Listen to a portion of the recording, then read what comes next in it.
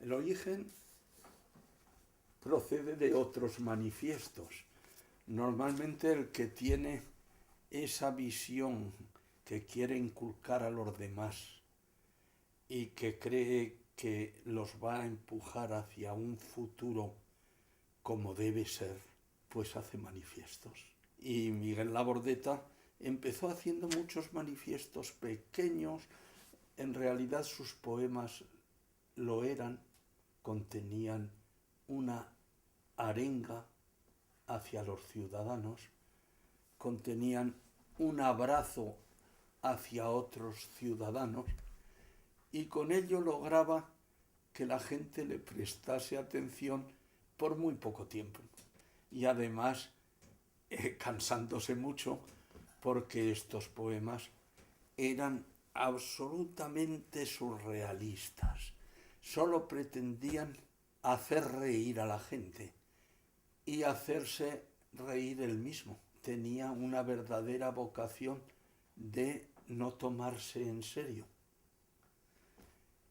Y así empezó a escribir la cosa más seria que puede hacerse y que normalmente sí que son efectistas y efectivos en algunos casos, que son los manifiestos.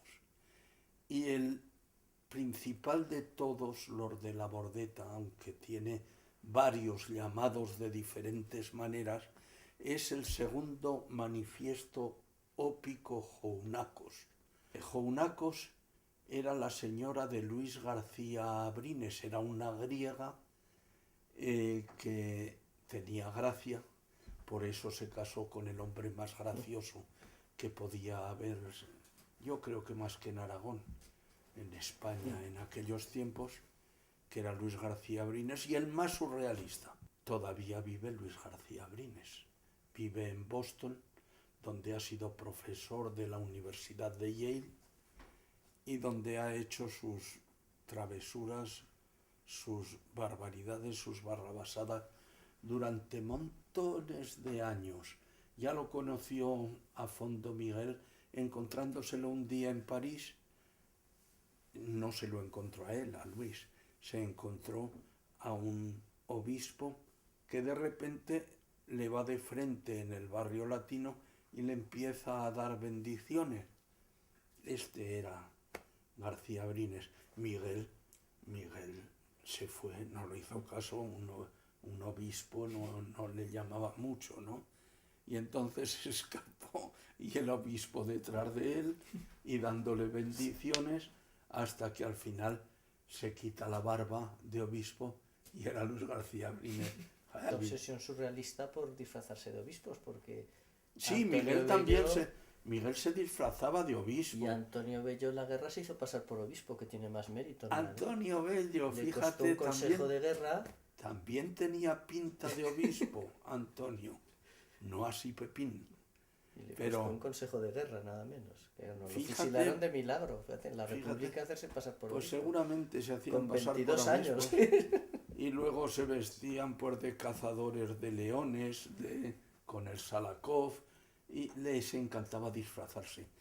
Tengo algunas fotos de Miguel, que si las quieres para publicar, disfrazado casi siempre, pues si no dando bendiciones, sí, también dándome bendiciones, pero no de obispo, sino con una nariz de payaso y con un...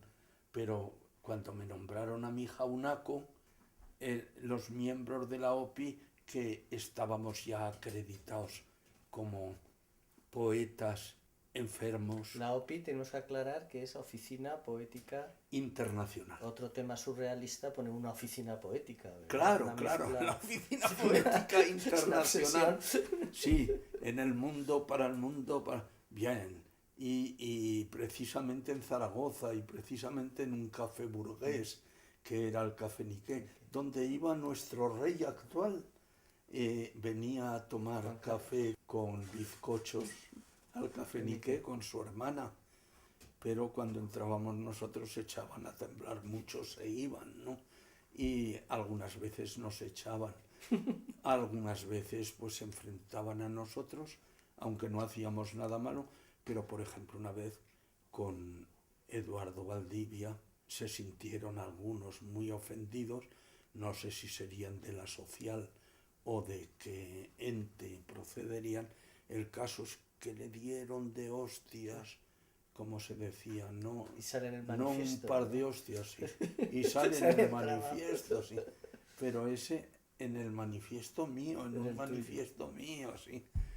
A mí me iba eso de los manifiestos y he seguido haciendo y tengo un libro entero de manifiestos.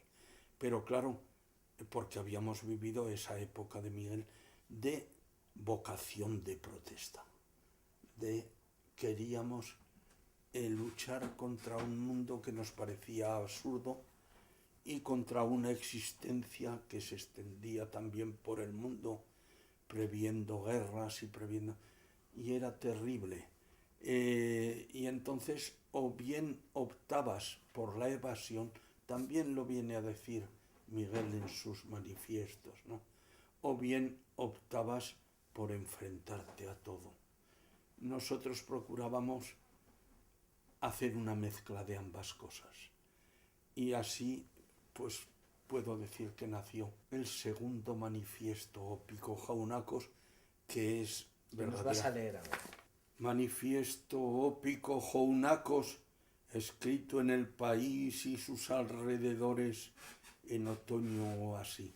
La Oficina Poética Internacional, Bureau Poétique International, International Poetical Office, Poeticher no sé cuántos, Bureau, etc., desde su general establecimiento en Zaragoza, Il Mondo, lanza al país y sus alrededores más céntricos su segundo manifiesto ópico Jaunacos en otoño o así. Poesía adelante, pues, novia formal, locamente sagrada, poesía del mundo, con el mundo, para el mundo, etc., tensa concentración sinóptica de los gemidos genitales que braman en la noche, de los diurnos precios cautivos y sus digestiones, y del llanto risa de la calle, con el secreto aquí, muy adentro, bajo la camisa de las ensoñaciones y del pensativo hedor escondido en el hueso lírico personal de este energúmeno todo tierno, que es un caballero leonino, que es un poeta ópico Jaunacos, sí, precisamente lo íbamos a decir.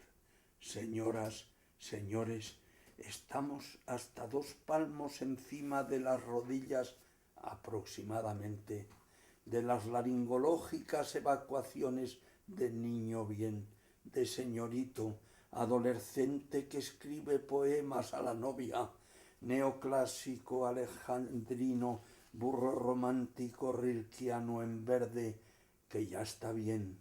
Tenemos a la vista una desolación de revistas, colecciones y hasta señoras y señores, hasta de juegos florales de Jerez de la Frontera y de magnos certámenes en pro de obras del Pilar de Zaragoza, donde la depravación laringológica llega al más aflautado aburrimiento. Neoclásica, alejandrina, romántico, rilquiana, burro total en verde, y si bien hacen su papel, qué lindo, de cuerpo presente, nosotros a lo nuestro, y alejémonos corriendo del tufillo insoportable, y poesía adelante, pues, pero ojo, atención, take care, etc.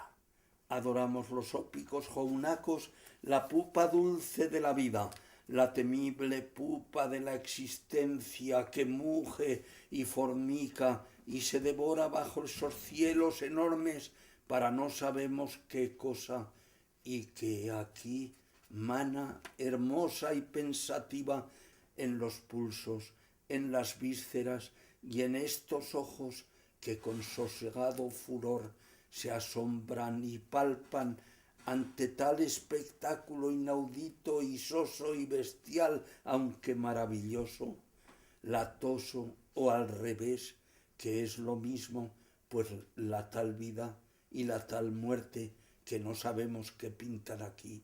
Son unas tías estupendas, pero de aupa, en fin, estamos en el mundo. Tenemos corneta de estrambóticos mundialistas y cada milímetro de segundo muere un bonito ratón azul por los mares, todo tristísimo de mugrienta porquería de las cornetas, de las corbatas, pero siempre se parirán más lindas muchachas pálidas, aunque no siempre, pero en fin. Ah, y cuando vamos para jóvenes, aún, viva la Pepa, sí, sí, y con mucha gravedad además. Por eso sí, sobre todo los ópicos hacemos poesía con la gravedad del caso, con la responsabilidad y el misterio con que un sargento de carabineros le dice a su mujer en la sublime hora en que ésta va a ser preñada: Ramona, qué buena te conservas.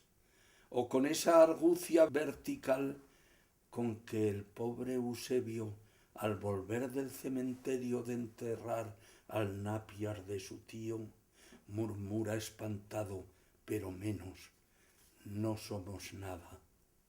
Somos pues los jounacos, el enciclopédico cuerpo de la magia del ritual de la existencia cósmica y etcétera, sacerdotes y conductores del pueblo que canta y se fastidia en las cocinas. Nos encantamos con los más lindos crepúsculos y entramos a hurtadillas por los dormitorios donde bajo la luna los estudiantes hacen trastadas con sus bellas profesoras. Y en los atardeceres del fútbol nos reímos una barbaridad y damos la extremaunción a tanta muchedumbre ya madura, casi para el placer y el exterminio. Oh, lejanos tiempos de nuestra Roma ardiendo, y que por añadidura clavamos para nada nuestro esquema resolutivo exclusivo de adonde horizonte y de pan ilusión cotidiano por todos los rincones de nuestro canto religioso, pues la poesía ópica jounaca es existencialmente una llamada religiosa, una tentativa religiosa, un estertor religioso, con todo lo que sale de la entretela humana y de su quisque y de los sobacos más heridos del espasón. Un juego absoluto, como el del mundo y sus alrededores, y su alcance práctico más próximo al creador ópico jounaco es la propia depuración original, la catarsis, la libertad y la ascensión hacia estados solidarios con el alma, si existe, del universo hípico sin chaqueta.